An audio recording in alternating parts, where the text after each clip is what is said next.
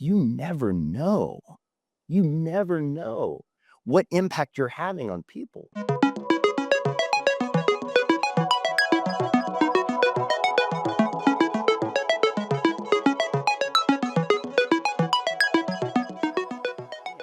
So, Clark, let's start from the beginning because that's what I love to do before the beginning. Before Harvard, tell us where you grew up and a little bit at your childhood and leading to making that decision.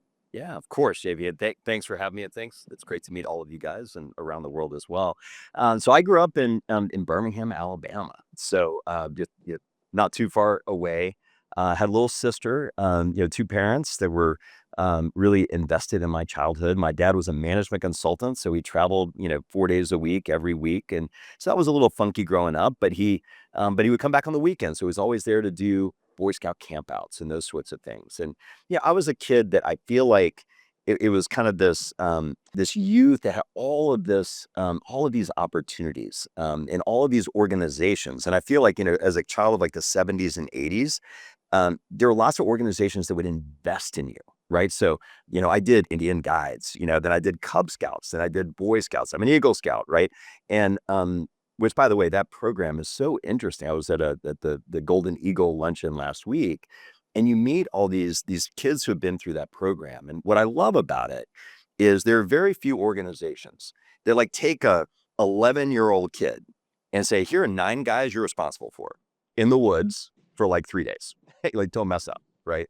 And it's just really cool to see how kids will learn. And later, when I was a adult, like the scoutmaster, you'd be at these camps and you'd watch these kids try different things like leadership. They start off, they're like, I'm going to boss people around. And they're like, that doesn't work. Like, they're not going to do that. That I'm not making friends, right? And then they sort of figure it out. And it's just, to me, it was such a beautiful childhood of being involved in a lot of those kinds of organizations. I played sports all the way through. And I really locked down on football. I really wanted to play football. My mom really didn't want me to play football. She thought I was going to like break my neck, which later on, biomedical engineering, I was trying to fix that, but that's a whole nother thing. I didn't fix it, nor did I break my neck. So I'm very happy about that. But now I'm on a board that helps people who do. So that's also great. But I ended up playing football all the way through and just had some wonderful mentors and lessons along the way. And, I remember I had this ninth grade football coach and it was so cool. Ninth grade football, you're like, that's kind of, well, for us, you're like the seniors of the junior high school. And so that was big time. The problem was we had lost every game the year before, every single game. And so they brought this new coach in from the high school. He was like this big tough guy and he's going to teach us how to be like real winners and make it happen. And I will never forget, we walked in to this room and we're expecting to get issued pads. We're going to go out and hit somebody. No, no, no, no. He sits us down in a chair and we're all sitting down in this classroom. He's like, we're going to have a skull session, you know.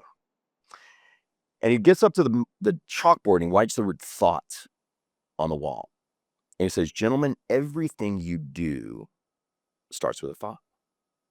So if we're going to be winners, if we're going to think like winners, if we're going to build a winning culture of this team, we've got to start with how we think.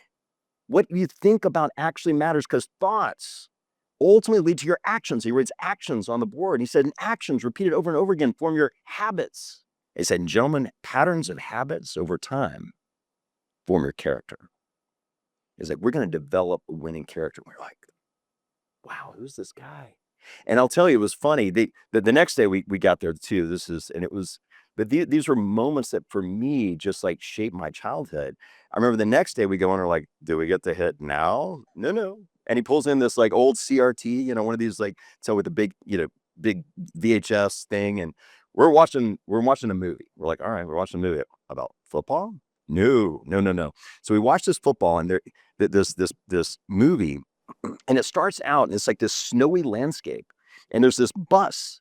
And we're like, what in the world? It looked like an early 70s movie. I mean, the movie was older than many of us. And there was like this bus and there were all these kids waiting to get on the school bus. But there's one little boy that clearly was just like, not like the others, so he was kind of away from the others. And then they get on the bus and like, clearly nobody wants him to sit down with them. And he goes and he sits down on the bus and the bus kind of lurches forward in the snow and it goes about 200 yards. And all of a sudden, this little boy just gets up and he runs up to the front of the bus. And he just taps on the bus driver. He said, I got to get off. I got to get off. I got to get off. And so the guy's like, stops the bus. And the little boy gets out and he just stumbles and falls in the snow, dead. I'm like, what are we watching?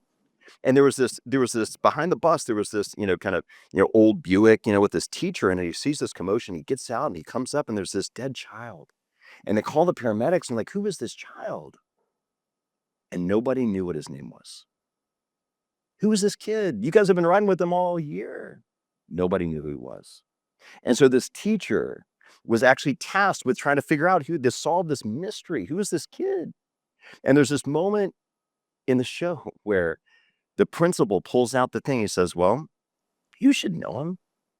He said you were his favorite teacher. And as they discovered this kid's life and they went back, the kid had died of a broken heart, of isolation, of loneliness. Things weren't going well at home. Things weren't going well at school. Nobody paid attention. Nobody knew this kid. And he died of a broken heart. And I remember there was complete silence. You had a bunch of teenage, high testosterone boys, total silence as the credits started rolling. And that 6'5" coach looked out at us with a big old tear rolling down his face and said, gentlemen, this doesn't happen at our school because you're not going to let it happen at this school. He said, because leadership is looking across that lunchroom and finding that kid that's sitting alone and you bring him over and eats with the team. Or seeing that kid that's not getting picked out on the playground, you bring, because it's your responsibility at this school. And man, lessons like that. I mean, I went on my first mission trip when I was in 8th grade, which was super cool. Went up to Dayton, Ohio. And there's a little bit of a story. I'll share this with you because it kind of loops around with some other things. But this was my first mission trip. I'd never done a mission trip anywhere. And, we were doing big yard, they call them big A clubs, like backyard Bible clubs, and this housing project. And I had second graders, right? And so you meet these kids. I mean, I myself wasn't that much older. I was in 8th grade. And there was this little kid named Tink. Now, Tink was a complete disaster. This kid was a little younger, but his mom wanted him to be there because she could kind of keep an eye on him. Total nightmare. And we're making Fruit Loop necklaces. No. He was throwing it in the punch, right? He's grabbing people, hitting them. One day he comes out, he has this rusted out bike and he takes off across and wipes out and starts screaming. And so one of the older guys in our group was like, oh, I'll go get him. So he gets up and starts walking over there. And this little boy named Stanley, I'll never forget this. He's sitting next to me, tugs on my sleeve, and he goes, you should go with him. And I'm like, no, Mike Scott is right over there. He goes, no, you should go with him. He doesn't need to walk around alone in a place like this. I was like, a place like this? This is his home. This is where he lives. Every day, this is where he is. A place like this? It was wild. We ended up, we had this whole thing and had our tearful goodbyes. We're on the bus going back to Alabama. And I remember we were talking about the great kids and the experience, and it was very touching, and it meant more probably to us than it did to them. But then we asked, well, what about that guy, Tink? I mean, did Tink get anything out of this? Did he even understand what was going on? So flash forward, I'm applying to colleges. I want to study biomedical engineering. I was really interested in it at the time. Georgia Tech didn't have it. Now it's the best in the country, but they didn't have it undergrad. So my choices were Harvard, Princeton, Duke, and Vanderbilt. So that's where I applied. Anyway, Harvard had a personal essay. So you had to write an essay about something that was meaningful to you. And I wrote about this mission trip. And so I ended up getting in. Well, I had a weird injury my senior year. So although I played football, my recruiting went in a ditch. And the Harvard coach was like, I can't recruit you. You're not healthy. I paralyzed my deltoid muscle. I crushed my axillary nerve. So I couldn't lift my arm. Anyway, he said, I think you're going to get in. So I want you to play. So I was playing football. And so I could never go to the little Christian fellowship thing that they'd have on Tuesday nights. Well, one day, for whatever reason, my sophomore year, we didn't have practice. And a buddy of mine was like, hey, you ought to come. There's this boys choir singing from New Haven. I'm like, all right, that's cool. Not much good comes out of New Haven. So, but nonetheless, we'll go check it out. That's where Yale is. Inside joke. Sorry. So we go up there and they were great. And at the end of the concert, they said, well, if anybody knows how to help take down sound equipment, help out with it. I'm like, all right. I had sung in the church choir, so I knew how to do that. So I go up and I grab one side of the speaker. I take it down. This kid's on the other side. I'm like, hey, my name's Clark. And he goes, hi, my name's Tink. I was like, really? Where are you from, Tink? He's like, oh, New Haven, Connecticut. I'm like, wow, that's wild. I knew a kid named Tink in Dayton, Ohio. His eyes got this big. Y'all, same kid. Same kid. He was like, remember when I wiped out my bike? I still have scars from that. And all this. It turns out that was not his mother, it was his aunt. And he had gone there that summer and he said, I was so alone. I didn't know anybody. And I would never forget that this group of kids came up and they told me God loved me. Made my summer. And it's just like one of these moments, you're like, you never know. You never know what impact you're having on people. And so it's like these experiences growing up made me, I'm an ambitious guy. I love to compete. I love all that, but I also love to serve. I love to give back. I love people. And it just really shaped a lot of the kinds of things I got into like for the rest of my life.